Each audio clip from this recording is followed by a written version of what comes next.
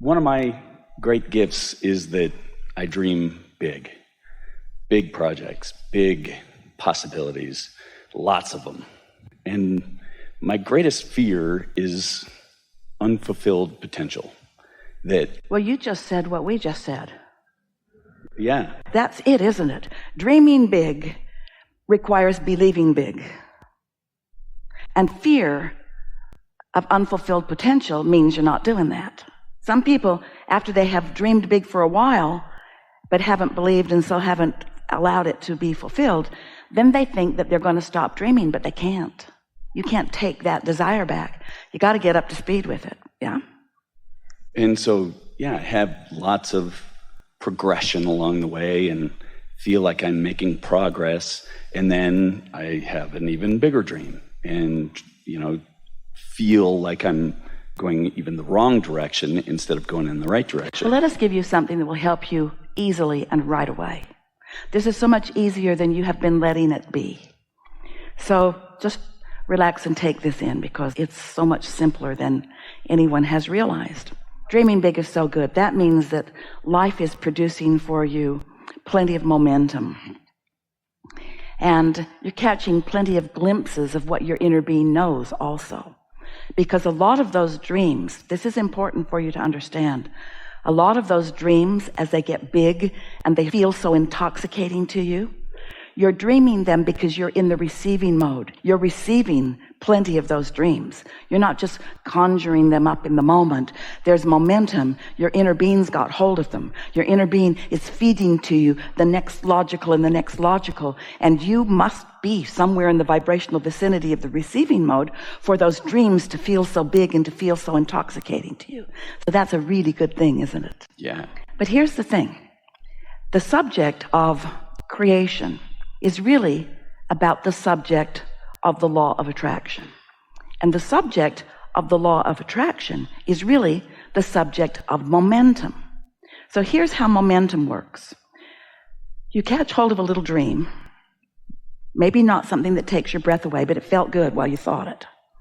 And then, if you are like so many objective humans, you counter it with logic. So the momentum is not allowed by you to pick up any more momentum. That dream doesn't get going. And if you're a really objective human, you dream, you kill it, you dream, you kill it, you dream, you kill it, you dream, you kill it.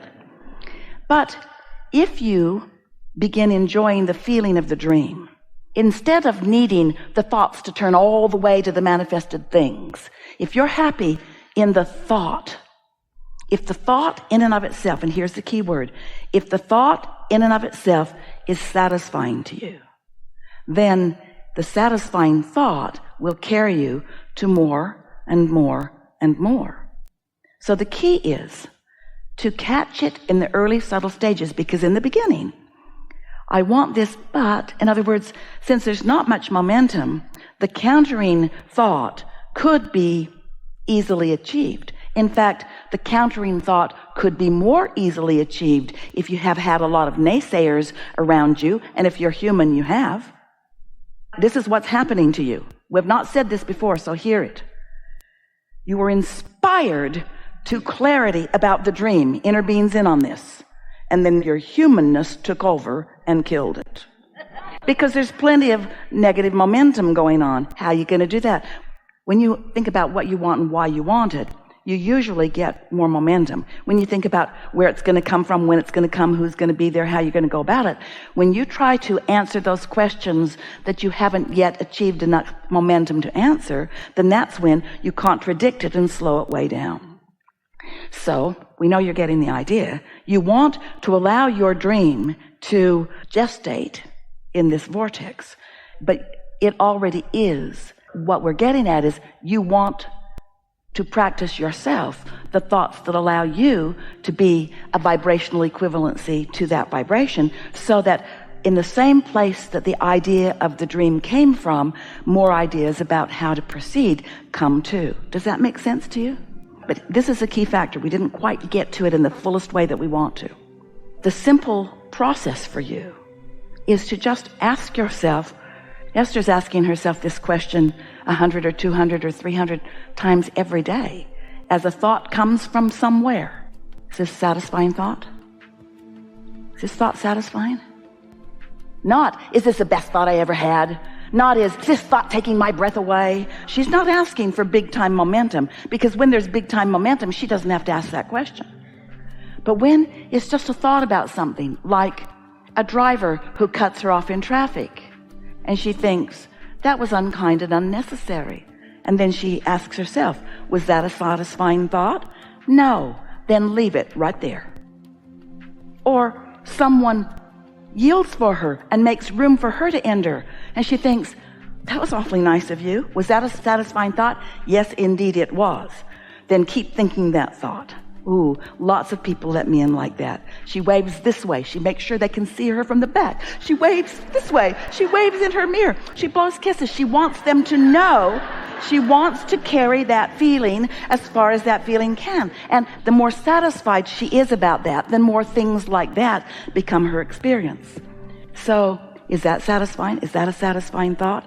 It's a matter of letting, and these are the key words we want you to hear. Don't try to make it happen. Let it be as big as it is. It's big. But let your relationship with it be as big as it is, because it's big enough. Did you hear that? Don't try to fake it till you make it. Don't try to goose it up. Don't try to push the noodle. Don't try to pretend it, because you can't fake it. You can't fake with the universe. How you feel is how you feel. But you can, if you discover a feeling that isn't satisfying, you can refocus if you do it early enough, before momentum gets hold of it. Because if momentum gets hold of it, then you're just going to have to sort of go with it until another opportunity to choose shows itself to you. Does that make sense? Mm-hmm. So let's talk about some details if you want to. I have an analogy, and maybe this will go with it, that when I have a dream in a vision or whatever, and I leave it up in the cloud, basically, I can move it around, I can play with it, I can flip it around, and it's effortless. Because there's no reality that's contradicting it. Yeah. And there's as soon as you try to bring it down, don't say that, because it's not true. Well, into existence. That's because you're trying to fake it till you make it. That's because you're trying to make it happen rather than allow it to be. Your work isn't to produce it, to create it, to manhandle it into place. Your work is to dream it into place and let the momentum of it inspire you to the action.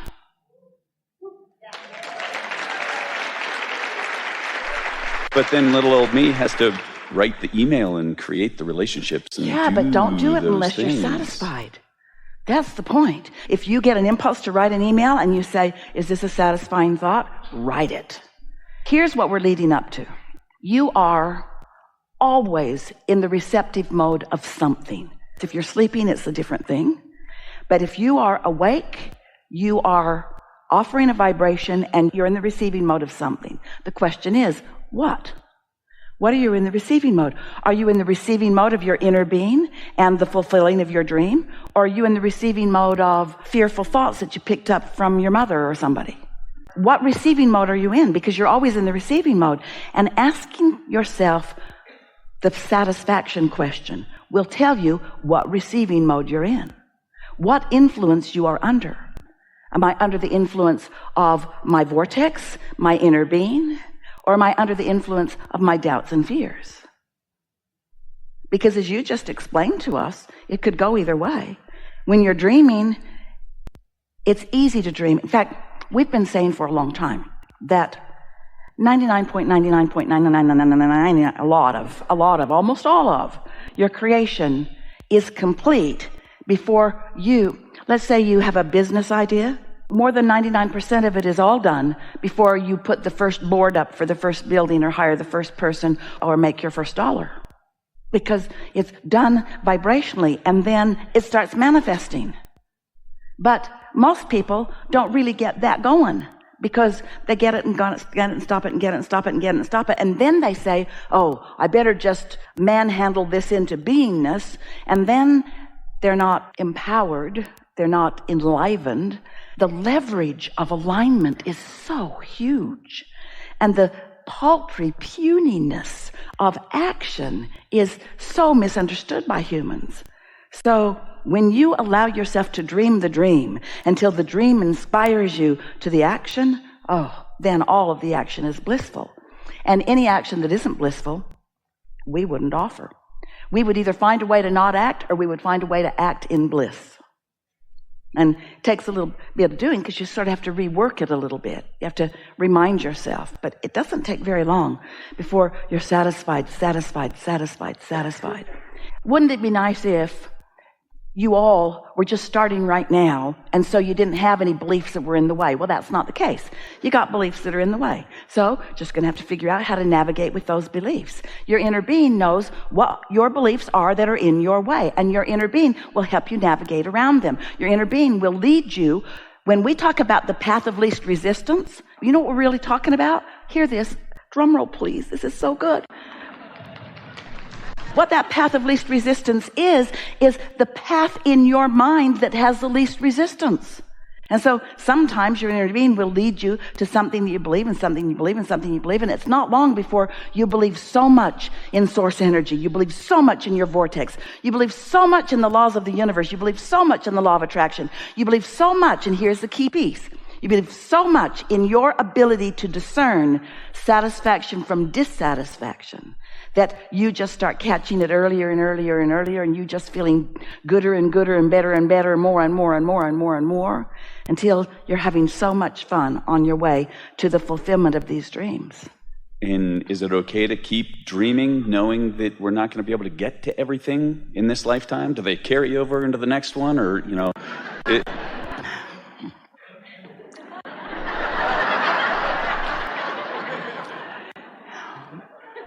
We're going to reword your question. Is it okay to fulfill my reason for being? Yes. Is it okay to do what inevitably I have no other choice other than to do? Is it okay? Is it okay? Is it okay? It's not only okay, nothing else is even possible.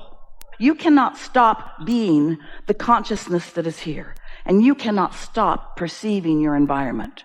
And therefore, you cannot stop having your personal awareness of improvement. And you cannot prevent your inner being from being right there with you and finding your personal improvement and holding steady to it. And you cannot stop law of attraction from gathering the cooperative components. But once you've launched a dream and your inner being has hold of it, your only choice, if you are to feel satisfied or happy, is to go in the direction of your dream. So here's the question. Is it all right for me to not go in the direction of my dream? Abraham, is it all right for me to let my inner being take my dream and hold it in this vibrational escrow? And is it all right for me to squander it and never focus in the direction of it, and instead hold myself in misery as I focus in opposition? Yeah, that's okay. Nobody's going to stop you from doing it. Is it smart? No. Is it what you said you would do? No. Is it what we teach? No. But my laundry list is, 100 deep of all the things that I've dreamed and want to create. Oh, you're such a baby. Only 100 deep? You have enough in your vortex to keep you busy for 20 or 30 lifetimes. Okay. And the goal isn't to achieve it. The goal is to thrill in the moving toward it, in the constant, steady, never-ending, eternal moving toward it, you see. Is it all right to dream? You've got no choice. Is it all right to not let myself dream? Oh, you've got that choice. You can feel miserable if you want to. Is it okay to actually fulfill it too? Well, your inner being is fully expecting that. So's the physical being. It's the contradictory thought. It's the believing that you cut the trees down when it isn't even possible that you did. It's the believing in circumstantial evidence that has nothing to do with you. It's the picking up of thoughts along the trail, like I'm not worthy, or I'm not enough, or I'm only human, or I'm here to suffer. It's the beliefs that you've picked up that are in contradiction with who you really are. You can go back and read every religious text that is on the planet today. It doesn't really matter where it comes from, because most of the old stuff is some sort of religious text. You don't have much access to much that isn't that. And within all of it, you will find things that harmonize completely with your inner being. So much of it is already there, because you have always been extensions of source energy, and you have always been in the state of